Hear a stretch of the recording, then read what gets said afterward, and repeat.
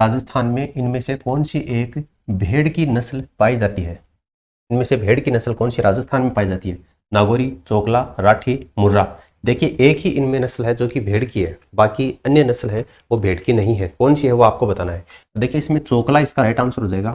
चोकला, चोकला भेड़ से जो ऊन प्राप्त होती है ये सबसे उच्च क्वालिटी की होती है, सबसे उच्च गुणवत्ता की, सबसे उच्च गुणवत्ता की ऊन प्राप्त होती है किससे? चोकला भेड़ से। और इसी चोकला भेड़ को छप्पर के नाम से भी जाना जाता है। ये कहाँ पर पाई जाती है? तो ये मुख्य रूप से आपकी शेखावाटी, शेखावाटी जिलों में, सीकर, चूरू, झुंझुनू, इसके अलावा बीकानेर और जयपुर जिलों में मुख्य रूप से पाई जाती है। ये जो आपका चोकला भेड़ है इसी को क्या कहते हैं? भारत की मेरिनो कहा जाता है। भारत की मेरिनो, इसको कहते हैं, चोकला भेड़ को कहते हैं। तो ये क्वेश्चन कई बार पूछा जाता है, भारत की मेरिनो किसको कहा जाता है? चोकला भेड़ को। आप यहाँ पर देख सकते हैं भारतीय मेरिनो, भारत की मेरिनो या भारतीय मेरिनो किसको कहा जाता है? ये 2018 में, 18 में, 18 में, 19 में, 21 में, 22 में, यानी हर साल किसी न किसी एग्जाम में ये क्वेश्चन आपको पूछा ही जाता है। तो ये आपको ध्यान में रखना है, भारतीय मेरिनो किसको कहा जाता है? चोकला भेड़ को कहा जाता है। फिर देखिए अगला प्रश्न है, केंद्रीय ऊन विकास बोर्ड, केंद्रीय ऊन विकास बोर्ड कहाँ पर स्थित है? केंद्रीय ऊन विकास बोर्ड की स्थापना किसके द्वारा की गई थी? वस्त्र मंत्रालय के द्वारा, वस्त्र मंत्रालय के द्वारा केंद्रीय ऊन विकास बोर्ड की स्थापना की गई थी। कहां पर है? जोधपुर, बीकानेर, जयपुर या दिल्ली? तो देखिए इसकी स्थापना है वो जोधपुर में की गई है। और कब की गई थी? आपकी जुलाई 1987 में, जुलाई 1987 में केंद्रीय ऊन विकास बोर्ड की स्थापना कहां पर की गई थी? जोधपुर के अंतर्गत। फिर अगला प्रश्न है, निम्नलिखित में से कौन राजस्थान में एक भेड़ की प्रजाति नहीं है? इस बार आपको नहीं है पूछा है, पिछली बार तो कौन सी भेड़ की प्रजाति है ये पूछा था, उसमें चोकला भेड़ आपको करना था। यहाँ पर कौन सी भेड़ की प्रजाति नहीं है, यानी कि 3 प्रजातियां हैं जो आपको भेड़ की हैं और 1 प्रजाति आपकी भेड़ की नहीं है। तो देखिए मगरा, मगरा नस्ल है वो भेड़ की है, बिल्कुल है। ये आपकी एक तो बीकानेर में पाई जाती है, इसके अलावा आपकी जैसलमेर में पाई जाती है, इसके अलावा नागौर में और चूरू जिले में मुख्य रूप से मगरा नस्ल की जो भेड़ है वो पाई जाती है। पुगल, पुगल का तो नाम आते ही आपको आंख बंद करके बीकानेर कर देना है, और अगर बीकानेर के साथ में जैसलमेर भी आपको दे रखा हो तो जैसलमेर भी कर देना है, लेकिन मुख्य रूप से बीकानेर जिले में पाई जाती है। मारवाड़ी नस्ल की जो भेड़ है ये राजस्थान में सर्वाधिक पाई जाती है। सर्वाधिक पाई जाने वाली भेड़ वो कौन सी है? मारवाड़ी नस्ल की है। और इनकी एक खास बात यह है कि इसकी जो रोग प्रतिरोधक क्षमता है, रोग प्रतिरोधक क्षमता इनकी सर्वाधिक होती है। इसका क्या मतलब है? इसका मतलब यह है कि ये जो भेड़ की नस्ल है ये बीमार कम होती है, यानी इसकी रोग प्रतिरोधक क्षमता सर्वाधिक है। कहने का मतलब ये आपकी बीमार कम होती है। फिर आपकी है मालवी, तो मालवी आपकी भेड़ की नस्ल न होकर ये क्या है? गाय की नस्ल है। मालवी गोवंश है, यानी कि ये गाय की नस्ल है। आपको ये पूछा था भेड़ की नस्ल कौन सी नहीं है, तो यहां पर मालवी क्या हो जाएगा? इस प्रश्न का राइट आंसर हो जाएगा। फिर अगला प्रश्न देखिए, गोवंश की कौन सी प्रजाति मालानी कहलाती है? देखिए इसको मालानी कहने के पीछे उद्देश्य क्या है? क्योंकि इसकी जो उत्पत्ति है, इसकी उत्पत्ति बाड़मेर के मालानी क्षेत्र में हुई है। बाड़मेर का जो मालानी क्षेत्र है वहां पर इस गोवंश की उत्पत्ति हुई है, इसलिए स्थानीय भाषा में इस गोवंश को मालानी नस्ल के नाम से जाना जाता है, मालानी गाय के नाम से जानते हैं। ये आपके मुख्य रूप से कहां पर पाई जाती है? मालानी नस्ल की जो गाय है ये आपकी जोधपुर में और जोधपुर के अलावा आपकी जैसलमेर में पाई जाती है। जोधपुर और जैसलमेर में मुख्य रूप से मालानी नस्ल की गाय पाई जाती है। और ये किसको कहते हैं? थारपारकर। थारपारकर नस्ल की जो गाय होती है इसी को मालानी नस्ल के नाम से जाना जाता है। फिर देखिए अगला प्रश्न है, निम्नलिखित में से कौन सा सही सुमेलित नहीं है? कौन सा जोड़ा सही सुमेलित नहीं है वो आपको बताना है।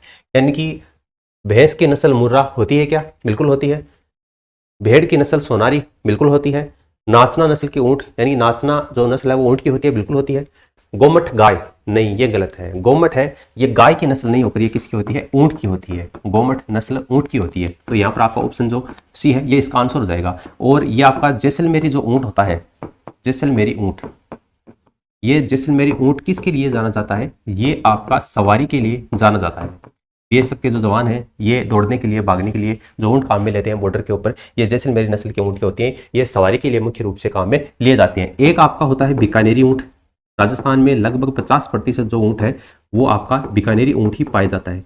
इसके पीछे कारण क्या है? क्योंकि बीकानेरी जो ऊँट है वो माल ढोने के लिए या यूँ कहें कि माल उठाने के लिए, बोझ ढोने के लिए बीकानेरी ऊँट है वो जाना जाता है। तो ये आपका बीकानेरी ऊँट तो माल उठाने के लिए, बोझ ढोने के लिए और सवारी के लिए जैसलमेरी ऊँट जाना जाता है। यहाँ पर आपको सुमेलित नहीं पूछा था, तो गोमट है वो ऊँट की नस्ल होती है, गाय की नस्ल नहीं होती है। फिर अगला प्रश्न, आपको जोड़े दे रखे हैं उसमें से मिलान करना है। पशु प्रजनन केंद्र है और कौन सी नस्ल का पशु प्रजनन केंद्र है वो आपको बताना है। तो डग का नस्ल का जो केंद्र है वो आपका मालवी नस्ल का केंद्र है। चंदन है वो थारपारकर गाय की जो नस्ल है उसका प्रजनन केंद्र है। और नोहर है वो राठी नस्ल का प्रजनन केंद्र है। तो डग मालवी पहले का सी आपको एक में दे रखा है, फिर चंदन का थारपारकर बी और नोहर का राठी। तो ये आपका जो कूटफेस्ट है ये क्या हो जाएगा? इसका आंसर हो जाएगा। फिर देखिए अगला प्रश्न, कौन सा जोड़ा सही सुमेलित नहीं है? यानी कि आपको 4 बांध दे रखे हैं और वो बांध है वो कहां पर स्थित है ये आपको बताना है। एक आपको इसमें गलत दे रखा है, जवाई बांध है वो सुमेरपुर पाली में है। बिल्कुल जवाई बांध आपका पाली में है, कोई डाउट नहीं है। राणा प्रताप सागर बांध ये आपका चित्तौड़गढ़ में है। बिल्कुल राणा प्रताप सागर बांध है, ये कौन सी नदी के ऊपर बनाया गया है? तो ये आपका चंबल नदी के ऊपर बनाया गया है। चंबल नदी पर कितने बांध बनाए गए हैं? टोटल 4 बांध बनाए गए हैं। उनमें से पहला आपका कौन सा है? गांधी सागर बांध है। गांधी सागर बांध कौन सा बांध है? गांधी सागर बांध। ये आपका कहां पर है? मध्य प्रदेश में है। दूसरा कौन सा है आपका? राणा प्रताप सागर बांध। कौन सा? राणा प्रताप सागर बांध। ये कहां पर आपका?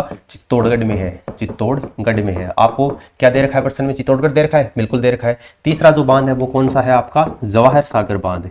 कौन सा? जवाहर सागर बांध। और चौथा कौन सा है आपका? कोटा बैराज। चौथा बांध कौन सा है चंबल नदी के ऊपर?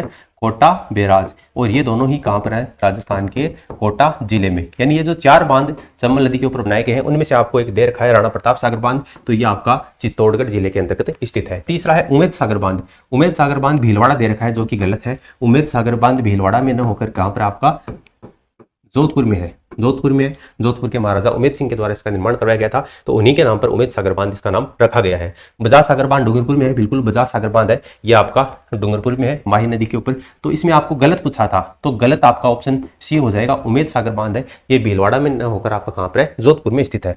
फिर अगला प्रश्न, केंद्रीय भेड़ एवं ऊन अनुसंधान संस्थान कहां पर स्थित है? थोड़ी देर पहले अपन ने बात की थी कि केंद्रीय ऊन विकास बोर्ड कहां पर है, तो वो तो है आपका जोधपुर में। जुलाई 1987 में उसकी स्थापना की गई थी। अब आपको पूछा गया है केंद्रीय भेड़ और ऊन अनुसंधान संस्थान कहां पर है, तो ये है आपका अविकानगर।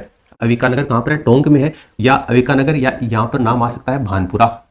जो भानपुरा तहसील है वहां पर अविकानगर नाम का जो गाँव है वहां पर ये आपका केंद्रीय भेड़ और ऊन अनुसंधान संस्थान बनाया गया है। इसकी स्थापना पूछी जाए तो 1962 में इसकी स्थापना हुई थी। 1962 में इसका गठन हुआ था। 1962 में इसकी स्थापना की गई थी। और इसकी स्थापना करने के पीछे जो मुख्य उद्देश्य है वो है आपकी एक तो भेड़ और दूसरा है खरगोश। भेड़ और खरगोश का वैज्ञानिक तरीके से वैज्ञानिक अनुसंधान करके इनकी जो नई किस्म है वो तैयार करना और इनके ऊपर शोध कार्य करना। यानी कि अविकानगर टोंक में आपका केंद्रीय भेड़ और ऊन अनुसंधान संस्थान स्थित है। ऑप्शन सेकंड इसका आंसर हो जाएगा।